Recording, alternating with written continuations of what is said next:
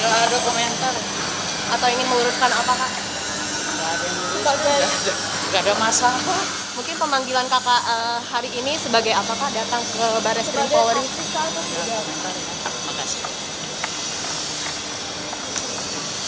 Tapi ini sampai semua anggota keluarga Jadi jalan keluar kemana ya? lewat sebelah kan. Sebelah sini ya? Jadi sama yang Kita tadi ya? mungkin mengobrolkan perihal ini rame lagi Pak. Dan ternyata sudah lama gitu. Oke, ada komentar sedikit. Mungkin kenapa dipanggil untuk hari ini?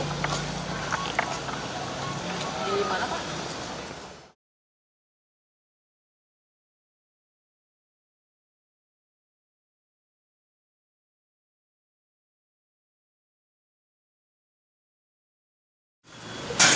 Mungkin tadi apa saja sih Kak yang ditanyakan di dalam? Pakai handphone, pakai handphone. Tapi betul nggak sih Kak Pakai handphone. perihal yang pemanggilannya itu seperti apa Kak? Kamera gue, foto nggak jalan. Apakah terkait kasus yang diduga baru-baru ini terkait harta warisan itu betul atau tidak sih Kak? Sebetulnya untuk Sedikit aja, pembagian Kak. harta warisannya seperti apa Kak? Jadi saya itu punya kakek mendiang almarhum Ahmad Fahmi. Itu ayah daripada Atika Siolan dan ayah saya, istri dari mantan suami dari Ibu Ratna Sarumpait, maaf. Itu meninggal pada tahun 2007. Meninggalkan harta waris kepada ayah saya, kepada ayah saya dan saudara-saudaranya. Lalu kemudian terjadilah keputusan di Pengadilan Agama Jakarta Selatan, lalu meninggalkan harta warisan. Pada tahun 2007 itu almarhum kakek saya itu meninggal. 2008 Ibu RS selaku nenek kandung saya itu mengajukan pengampuan atas ayah saya. Jadi ayah saya ini begitu kakek saya meninggal lalu meninggalkan waris kepada ayah saya, itu dikuasai oleh Ibu RS selaku pengampu, karena memang sudah disahkan. Ibu RS mengajukan kepada Pengadilan Negeri Jakarta Selatan, lalu disahkan bahwasanya Ibu RS selaku pengampu dari ayah saya, karena ayah saya dalam kondisi tidak cakap hukum, seperti itu. Ini berawal dari konflik pada tahun 2012. Jadi pada tahun 2012 kami sekeluarga kecil saya itu, ibu saya dengan ayah saya itu dipisahkan oleh Ibu RS. Jadi dari tahun 2012 itu ayah saya dipisahkan oleh Ibu RS kepada ibu saya. Jadi kami hanya tinggal berempat ya. Saya punya saudara kandung, kami 3 bersaudara. Adik saya masih di bawah umur. Lalu kemudian Ibu RS mengambil ayah saya dari kami tanpa alasan yang jelas, seperti itu.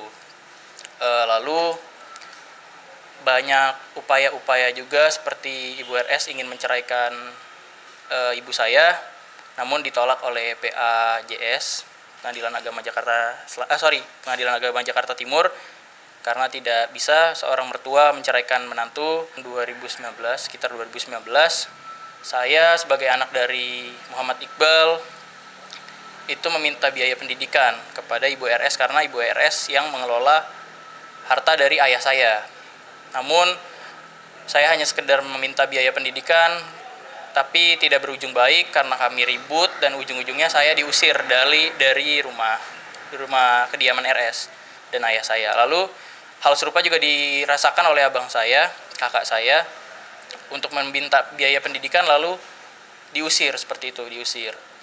Kemudian pada tahun 2021 sampai dengan saat ini 2024, lebih kurang hampir 4 tahun, kami oleh Ibu RS selaku pengampu itu diberhentikan dan tidak dinafkahi sama sekali.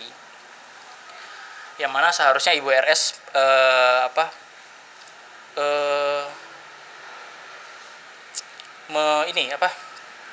melakukan tugasnya selaku pengampu. Jadi langkah-langkah ini langkah-langkah represif, baik itu pelaporan di Polres Jakarta Timur ataupun di Baris Krim, sebenarnya ini upaya-upaya terakhir kita untuk membuka komunikasi terhadap pihak daripada saudari RS. Untuk perkembangan sampai dengan hari ini, baik di Polres Jakarta Timur maupun di Barreskrim masih tahap penyelidikan.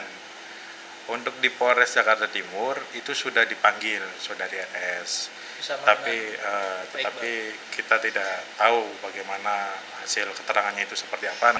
Terkait perkara ini kita tidak menutup kemungkinan untuk kita selesaikan di luar pengadilan, karena bagaimanapun ya ini cucu ini sebagai ya istilahnya walaupun sebagai korban tetapi tetap ya neneknya gitu. Saudari RS itu neneknya. Dan pengennya sih harapannya apa sih? Ya harapannya selesai tanpa ada, kita tidak ada motivasi untuk memenjarakan. Yang penting ini perkara selesai, silakan dibicarakan, hak-hak apa saja yang harus diberikan. Ibu RS ini pernah saya coba komunikasikan dengan baik, karena mau bagaimanapun beliau ini seorang nenek dari saya, seorang ibu dari ayah saya. Kami juga berat untuk melakukan upaya hukum, apalagi sampai seperti saat ini masuk ke dunia maya ya, seperti itu ya. Kami sebenarnya tidak ingin melakukan ini, cuman Ibu RS memang menutup diri, kami tidak bisa komunikasi karena kami juga lost contact, kami tidak bisa menghubungi ayah saya, kami tidak bisa menghubungi Ibu RS juga selaku pengampu. Jadi kami terpaksa melayangkan langkah hukum, koordinasi dengan tim hukum saya. Saya memang harus melakukan langkah hukum karena kami sudah tidak tahu harus dengan cara apa lagi untuk menghubungi atau mengkomunikasikan dengan pihak ayah saya terlebih RS. Ini bukan soal cucu menuntut hak waris, karena yang kita tahu semua ayah saya itu masih hidup. Kami tidak menuntut hak waris, tapi kami menuntut hak-hak kami yang direbut oleh Ibu RS, karena Ibu RS ini kan selaku dari pengampuh dari ayah saya. Ayah saya ini diampuh oleh Ibu RS, lalu kemudian Ibu RS tidak menjalankan kewajibannya, dan kami juga hak kami ditahan oleh beliau. Kami tidak diberikan nafkah sedikit pun, sepeser pun. Lalu kami juga biaya pendidikan, untuk hanya sekedar minta biaya pendidikan saja saya diusir. Begitu juga abang saya rasakan. Jadi kami dengan sangat terpaksa kami mengambil langkah hukum. Seperti Ibu RS ini selaku pengampuh dari ayah saya. Ayah saya secara hukum dinyatakan tidak cakap hukum, sesuai dengan hasil dari putusan dokter ya, dokter Soeharto Herjan. Itu tidak cakap hukum, makanya diampuh oleh ibunya atau nenek kandung saya, Ibu RS. Lalu pada tahun 2021 kami ini, jadi sebenarnya saya jelaskan dulu, kami ini bukan semata-mata meributkan atau mempermasalahkan hak waris. Yang saya mau tekankan di sini adalah kami ini, saya sebagai anak kandung, sebagai cucu dari Ibu RS, itu memperjuangkan hak kami yang mana tidak dijalankan oleh Ibu RS selaku pengampu gitu. Jadi Ibu RS ini per 2021 sebagai pengampuh dari ayah saya yang tidak cakap hukum itu memutus santunan kepada keluarga kami